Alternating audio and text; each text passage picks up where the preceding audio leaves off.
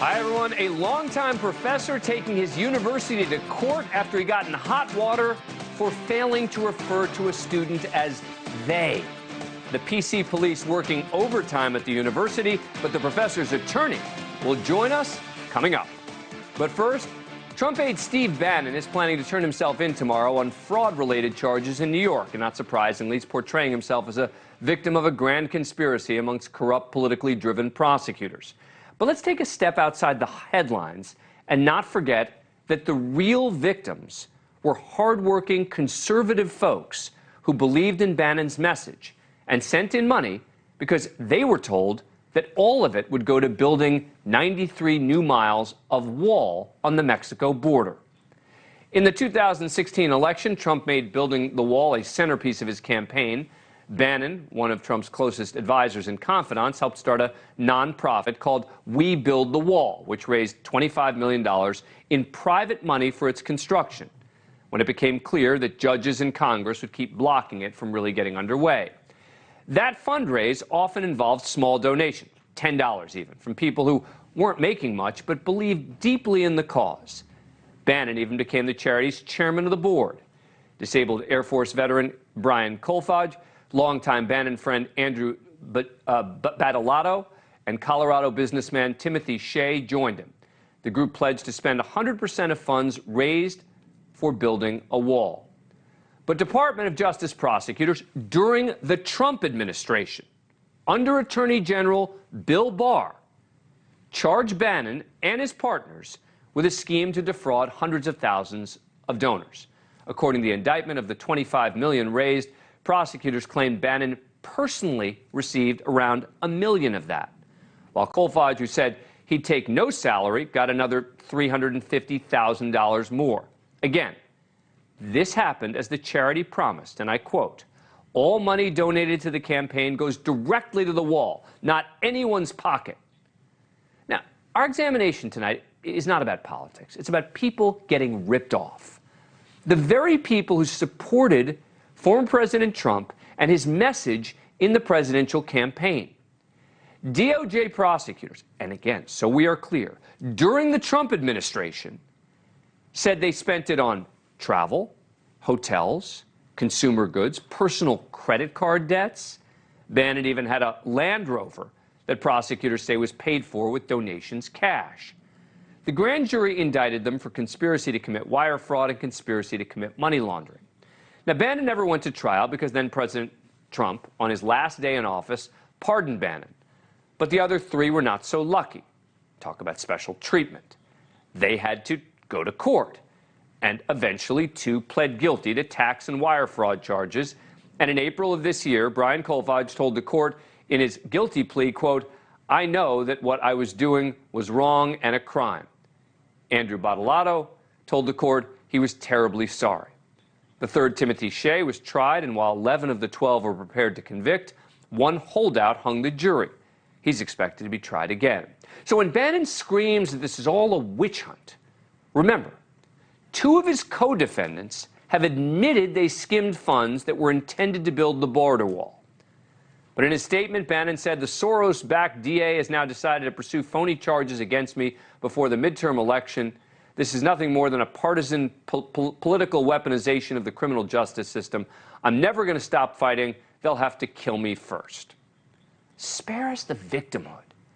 Two of his associates have pled guilty for stealing money from conservatives who wanted a wall built on the Mexico border, not padding Bannon's pockets. Now, look, he's entitled to a defense here, and he should present it. But this claim of, oh, it's all about politics. Yes, Alvin Bragg is a liberal prosecutor. I have criticized him in the past for that. But the Trump DOJ indicted him coming out of the same incident. Oh, and for all those millions, We Build the Wall, by the way, built a total of 3 miles of the 93-mile wall that had been planned. Joining me now, two reporters who've been following the story closely. Politico's senior legal affairs reporter, Kyle Cheney, and Adam Klasfeld, managing editor for Law and Crime, which I founded. Gentlemen, thanks very much for coming on the show. Appreciate it. All right, Kyle, let me start with you. the investigation started as a result of what? Do we know sort of what kind of tip they got that started all of the information coming in? Well, no, I think, I mean, obviously the district attorney investigation is sort of a follow-on to what happened at the federal level, which obviously Steve Bannon was pardoned for, but this sort of gives rise to the ability of local prosecutors to pursue what federal prosecutors were unable to complete. So now we see this opportunity, I guess, and I'm sure Steve Bannon will raise concerns about things like double jeopardy. We've seen that come up in other examples. But this is a chance, again, to hold him accountable for something that federal prosecutors never were able to close the book on. I guess I'm trying to figure out who sort of tipped them off, right? If we have any sense of how this investigation, the federal investigation, really was launched. Do we know or have any sense, Adam Klasfeld, of how they first got wind of what was happening? Well, we know that there was civil litigation happening in Texas, where the wall was being built, and some of the civil litigation happening in federal court revealed certain information about We Build the Wall. There have been some reports suggesting that the federal investigation grew out of the civil investigation. But as you said, Dan, this was an investigation about an alleged scheme to rip off donors who had donated this money with the expectation that every dime goes toward construction, and found, according to prosecutors, $1 million of it went into Steve Bannon's pocket. As you noted, only Steve Bannon was pardoned at the twilight of Trump's presidency. And as Kyle just said, this sort of picks up, according to the reports, we'll see the indictment tomorrow, where the federal prosecutors in Manhattan left off on allegations that led to the convictions of 2 of his co-conspirators. And Kyle, I am particularly interested in the thousands of people who donated to this, right? I mean, we are talking about a lot of people who were small-time donors, right? People who just donated a little bit of money, who believed in this cause and believed in what Steve Bannon was telling them. I mean, that's what really strikes you about this. It's one of those things, it almost was overlooked in sort of the chaotic end of the Trump administration, that Donald Trump pardoned him for ripping off his own base supporters. And in some ways, it's of a piece with a lot of these January 6th people who are being arrested and charged for believing Donald Trump when he said the election was stolen. They're also paying the price for things they were told were happening that turned out not to be true. This is kind of in a similar vein, and it's really strikes the conscience in a way that people, as you said, these everyday people who thought they could give a few bucks to help support a cause they cared about were being lied to, and then to see the person who essentially was part of that scheme be pardoned by the one they were doing it to support. So that really is kind of a remarkable and perverse result of all this. Right, and I think, Adam, that's why I'm doing this segment, right? Like, Steve Bannon has been in the news a lot. I haven't done a lot of segments about Steve Bannon. I'm not that interested in Steve Bannon's legal issues per se compared to a lot of other things in the news.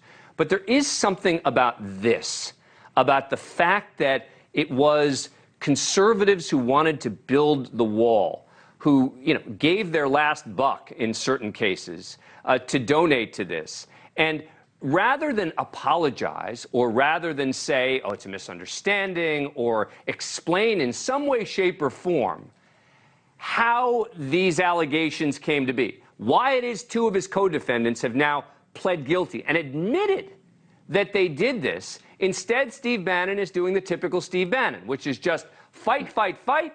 I'm going to fight until I die, etc. But you know what I'm not going to do? I'm not going to address the specifics of what they're alleging against me. Right, and that was one of the things that shocked so many people at the time of the pardon. Now, the pardon did not come with any sort of explanation as to why the prosecution was supposedly unjust. The trial was still a while away at the time. And that if there was something unjust about this prosecution for bilking his own supporters, then why didn't he try to extend the same clemency to the three other people, two of whom pleaded guilty, and one was very close, in fact, to conviction? So it goes right to your point, Dan, that this was something that shocked people because it seemed to lack any explanation. Right, and that's a really good point, Kyle, is that you've got Bannon getting pardoned and the other three being left to hang out to dry. And there really hasn't been a sort of outrage, I don't think, that maybe is appropriate among conservatives to say, look, if Bannon shouldn't have been charged, if this was all unfair on the part of the Trump Justice Department, then all four of them should have not been charged at all, and then all four of them should have been pardoned. You can say, well, there are different facts with regard to different people, but, when you're talking about this kind of fraud, and he was the chairman of the board, it is hard to distinguish him from the other three.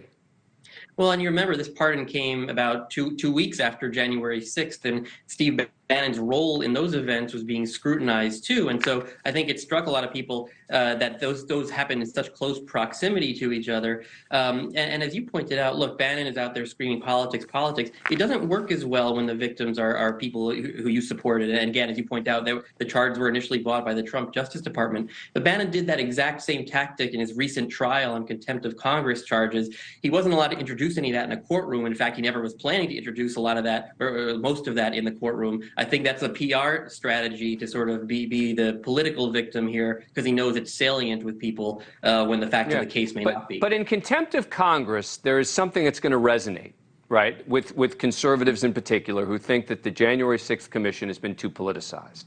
That I get. Claiming that where conservatives got ripped off, people who wanted to build a wall got money taken from them and told that it was going to go to build the wall, and instead ends up allegedly buying Steve Bannon a Range Rover, and we know now his two co-defendants buying all sorts of other things. That's where I think that I'm surprised that there's not more anger at the situation. But Kyle Cheney and Adam Klasfeld, thank you both. Appreciate you coming on the show. Thank you for watching. Go to newsnationnow.com to find NewsNation on your cable provider. And don't forget to click the red subscribe button below to get more of NewsNation's fact-driven, unbiased coverage.